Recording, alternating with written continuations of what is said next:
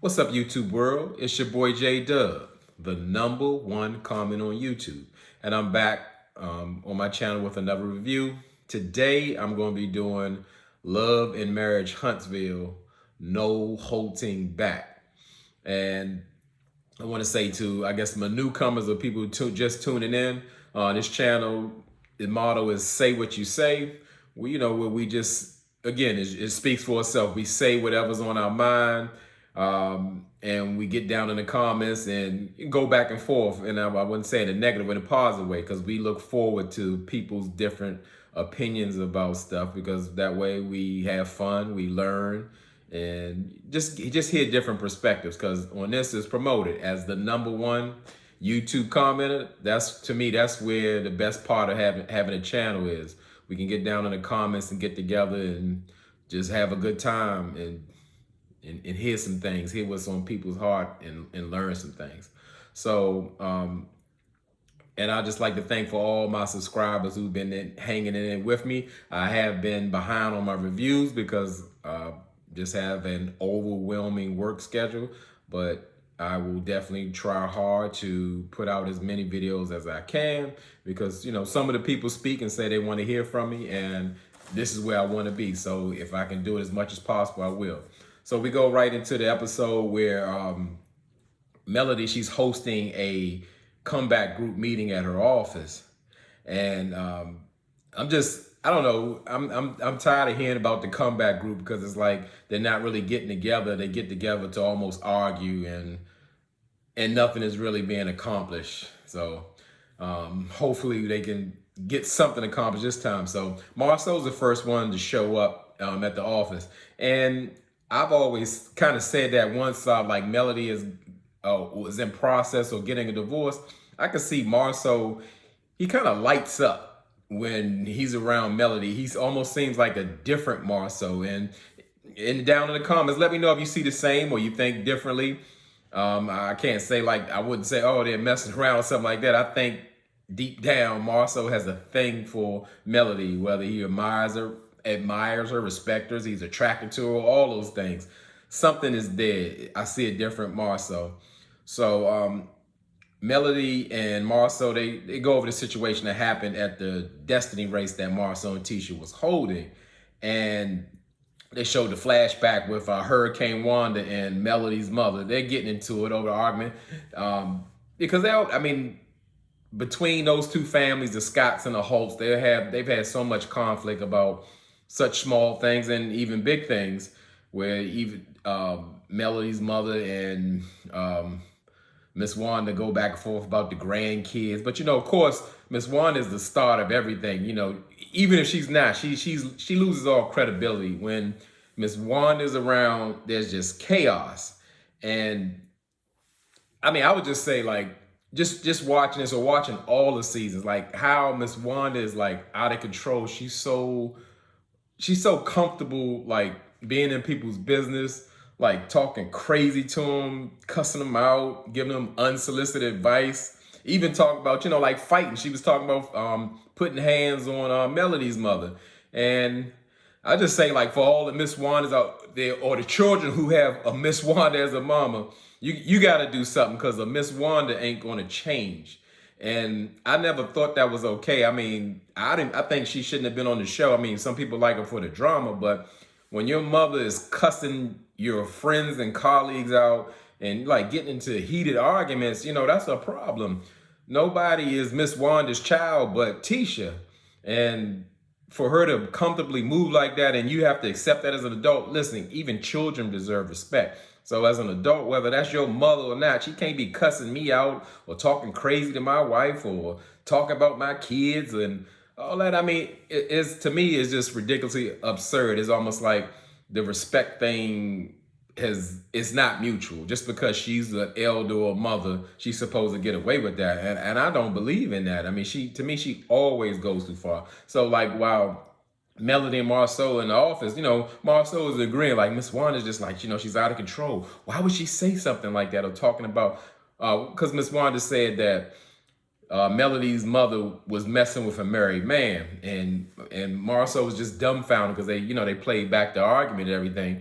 And at the time, Melody was agreeing with Marceau, but she had a flashback of her own, like in her confession, and saying like, well, it's kind of funny that Marceau is so passionate about, Miss Wanda saying those off-putting things about Melody's mother, but at the same time, at the previous season, Marceau put a rumor out that he actually had a sex tape of Melody's mother, and that was actually like with, I believe, his other brother, and like she just thought that was ridiculous, and so do I, because like you don't I can't see anybody going that low, especially somebody you consider a friend, a colleague, or what have you, because I know the Scotts and the Holts were very close in just such a way that to go that low, or to be comfortable to go that low, or no matter what's going on, I don't think you can ever come back from stuff like that. That's somebody's mother, and they do something like that. There's no telling what they would do. So and just another thing, I'm a detailed person.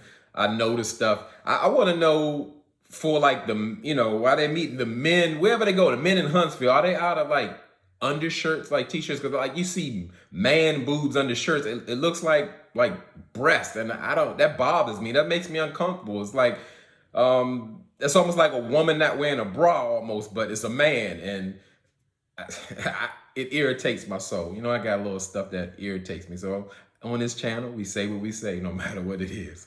So Tisha, Maurice, and Kimmy, and of course Martell, they finally show up at the meeting. And Martell mentions like it's kind of strange and different that the office that he's coming to, as far as Melody, it was a shared office by them. So you can really tell like he's bothered and salty throughout like all these episodes. You can kind of see how Martell, he's seeing like what has happened from him, getting a divorce, and just how like his life is falling apart and how everything is changing and not for the better for him. And he's having a hard time adjusting, I guess so, because nothing is really going right for him. And Melody lets the group know that actually she officially, while they having meetings, she officially pulled out of the comeback group in 2019, when her and Martell were actually together, because her and Martell actually made that agreement, but at the last minute, Martell didn't want to come out of the group.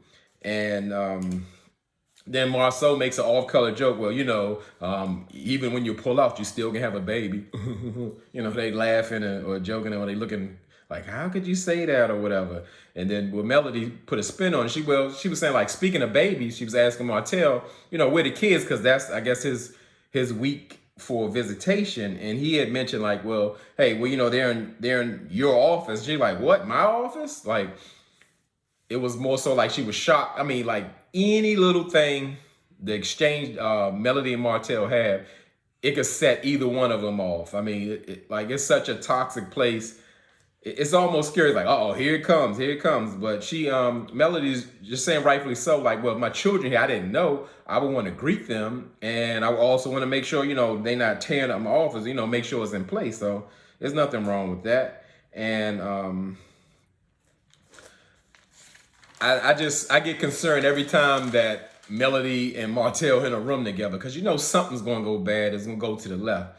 So when Melody rejoined the group, she's asking, were they having a vote to see like, who wanted to continue to be into the in the comeback group? And Marceau pretty much said, well, he more so they wanted to treat it like they were like independents, and they seek out projects. And if they find something, bring it back to the group and see if they can just work together on that note, not necessarily have to seek out work as a group. They'll just bring it back and see who's interested in doing so.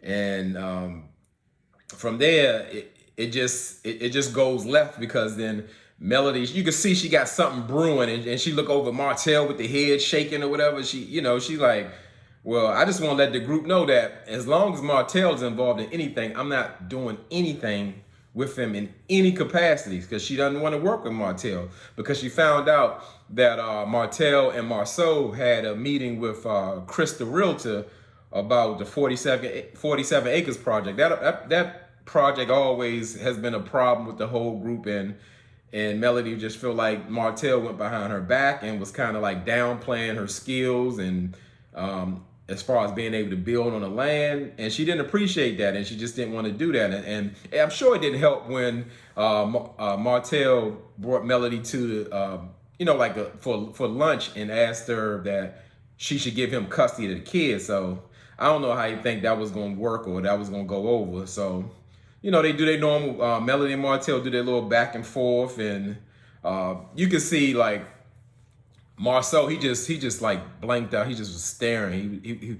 He was gone. He went to his quiet place because who would want to be around that type of, all that contention, that arguing and fussing and back and forth, and you got to separate them and all that. So eventually Martell walks out, and before he leaves, he tells Melody that, hey, well, you had intentions or whatever of neglecting your children. And Martell very well knows that really triggers Melody because she told him in Las Vegas, and he does that on purpose to push her buttons. And I mean, they do push each other buttons. I would say Melody is toxic just in a different way. It's like she's contaminated by all that stuff she has went through with Marceau. I'm surprised she's just not crazy, because just dealing with him is just a whole nother thing. And she's just wrapped up in it. It's almost like she's doing the tit for tat thing, or she got to respond, or it's just a mess. I hate to even see them in a room, as I said. So once Martell left, he went to get the children out the office, and the kids were like, they want to know, like, wow, that was quick. We were supposed to be here for a meeting. They thinking they're going to be at least for an hour or so. And, he shuffles them out. And Marceau had mentioned in the confessional, he was like, Martell, at this point, he chooses to lose his cool with Melody. And I totally agree. Like, there's nothing in him that wants to keep peace. If he hears something he doesn't like or agree, he's going to start taking jabs or, saying things that's going to trigger Mel. He wants to push her buttons. But the thing that kind of gets me, like I just told you about Marceau in his confessional, he loves to give his Scott seminars. Shout out to Simply Sakina. I got that from her because I thought that was crazy. Marceau, quick to be able to explain what someone is going through and what they need to do to fix it. But Marceau never really speaks on his situations, because there's a lot of questions that Tisha had about, their marriage. And Marceau pretty much speaks in riddles at that time. It's not more so of a lesson. He likes to keep Tisha like in confusion. So I wish he would give Tisha a good Scott seminar in that case, of explaining what's going on and affirming her, and just having an understanding with her, because Tisha stays confused because that's the way Marceau wants it. So after leaving, Martell calls Melody back on the phone, and she's saying their oldest daughter, Mariah, is crying, and he needs to bring her back, I guess, to Melody to console her. I'm thinking, like, why couldn't he do that or whatever? He had them. I don't know if she was asking for her mother or what have you, but just to me,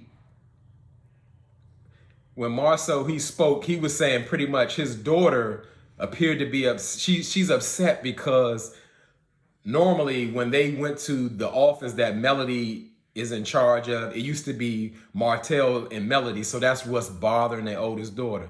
Like, when I heard that, like, I really saw, not that I didn't see before, I saw how sick and low Martell will go. He'll use anybody for anything to get his point across, or to paint a certain narrative. Like something is really wrong with Martell. I don't have the diagnosis. We can, whatever negative word you can think of, is fit. That narcissist and put it all on him, because like Martell is sick in the brain. Now his daughter is worried about whose name is on the lease or who the office belongs to now. She ain't worried about none of that, but I can't even imagine all the emotional trauma that these children have dealt with, like with their arguments. You see what they do on TV and in front of people. I could not imagine what that household is like, and what they've heard and what they experience, and how all that negative energy going around. I mean, to me, it's best that they're apart. They really do need to be apart. And for anybody pushing for them to be together again, they don't want the best for them, because it's nothing positive about that marriage. If they talking about business and all of that, what's going on, that's not even positive. Because as we see throughout the divorce, really, Melody was running the show. You know, Martell he didn't have a builder's license. She was doing the ins and outs of putting a house together. Now, I'm sure Martell has some type of expertise somewhere in building a house, but he does not have the credentials, and he does not do the day-to-day. Melody's been putting in those long days and those work, but he'll flip it and say that she's been neglecting the children. So I guess that's especially how he had a lot of playtime. And throughout the whole thing, you could see that you could see how much Martell was like disconnected from Melody, because previously she was like trying to fix it or find out like how she can stop it. But just to say that this man had an affair with a woman for over 5 years while he was married says a whole lot about him. I'm talking about, you know, how Dr. Francis had told Maurice, oh, you got a second wife. Martell really had a second wife. I don't even know how he had time to keep up with that for 5 years on and off, and then turn around and end up having a baby with her. I mean, just a matter of fact, just speaking on this show, because I missed some episodes, so I'm gonna bring something in. To me, none of the husbands they're not so great or whatever. We can go into Marceau.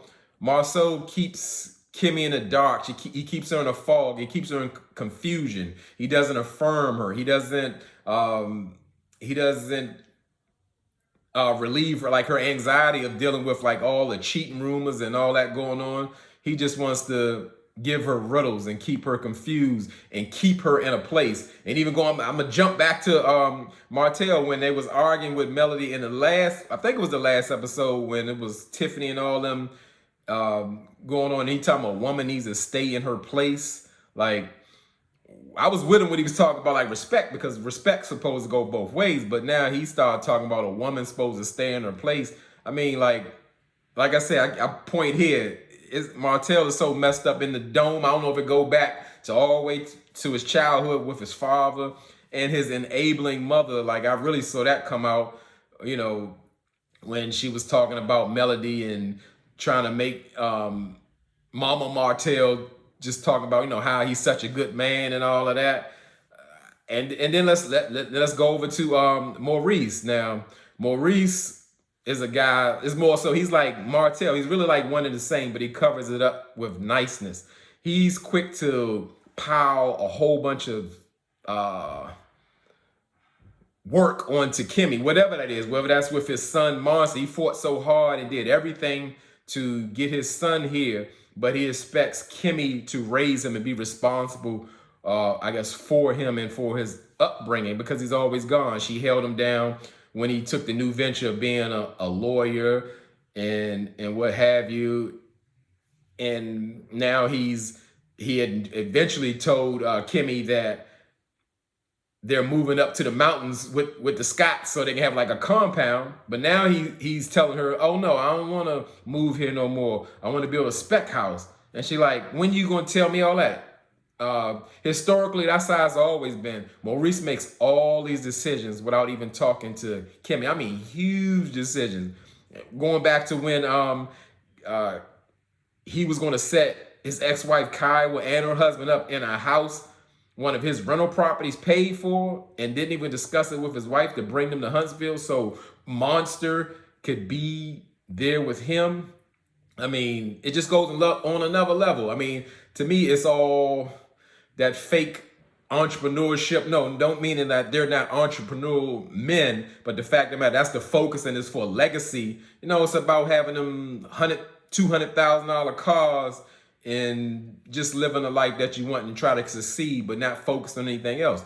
They do, Maurice doing all this stuff and all this work and getting all this business. Him and Kimmy ain't never even been on a honeymoon. They've been married for what, 2-3 years, something like that. That's that's inexcusable. You got time to go with your brother for his anniversary trip in Vegas, whether the show paid for it or not. You don't put your wife at that kind of priority. I don't, I don't see these guys as good guys. I just don't, I don't see it. They all messed up in their own way, but Martell, he can't even be helped. He can't even be helped. Divine intervention got to come into play. It's nothing that can turn him around. So that was almost like a mini rant on the men of Love and Marriage Huntsville, because that got to me. That bothered me, because that comment where Martell talking about his daughter so bothered by him not owning the office space anymore was absolutely ridiculous. He is very self-serving. And anyway, okay, so we see on a lighter note, the Scott brothers, they meet up to play tennis, and Maurice mentioned that the Scott brothers are the male version of the Williams sisters, and I thought that was funny. It cracked me up on that one. And clearly, what they're doing is exercise, because they're terrible tennis players. But Maurice shared some nuggets that he got from Dr. Francis about, like, the analogy of having two wives, and the other wife other than Kimmy is his entrepreneurial career. And anything pretty much Maurice mentioned to Marceau about that, he gives a lot of pushback, because he doesn't like to take advice from Dr. Francis. And he even was throwing little shots at Maurice, like, yeah, you two think alike or whatever. Because I remember I heard him say that Dr. Francis more so thinks like a woman. And Marceau just isn't open to that. And he doesn't, I don't know if he doesn't really realize all this thing is like really being pushed upon him, because he mentioned that he's depressed. And like, people in his life are supposed to ignore that.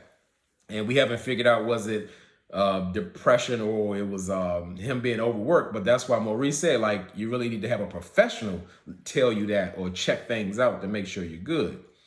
So we see Melody and Tisha and Kimmy, they're meeting up at Maurice and Kimmy's office space, and they're having a little girl time, I guess, like a little happy hour or whatever. And Tisha asks Melody, what happened at the meeting with Martell.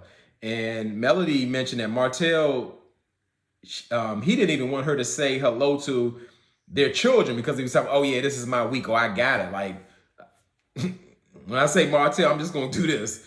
That's insane. So Kimmy asked, I thought she asked a great question. She was like, well, because they deal with life. What can we do in these situations to assist you guys? Because like they be going through it. And Melody just came to the conclusion to say, like, don't ever put us in the same room.